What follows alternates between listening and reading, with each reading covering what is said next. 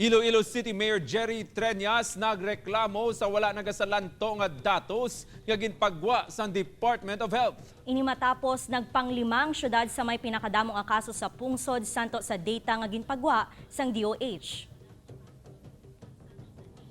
City COVID Task Force pangayuan sang paathag ang DOH Central Office. Yaring balita ngaton gintutukan.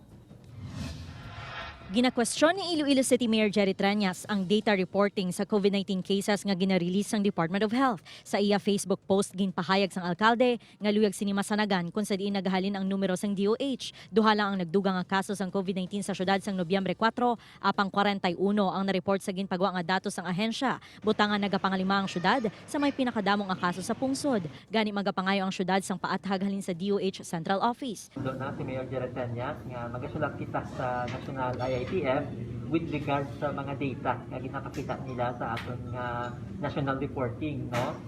Mangayo kita clarification, no, kay gusto naton nga magsanto ang data naton diri kag ang data sa national. Sunod sa DOH 6, kada adlaw nagasumite sila sang datos sa Central Office apang pagkasunod pa nga adlaw ginapagwa sang ahensya. Sa 41 cases nga na-record kahapon, 21 diri ang repeat positive cases nga nagsulod sa system.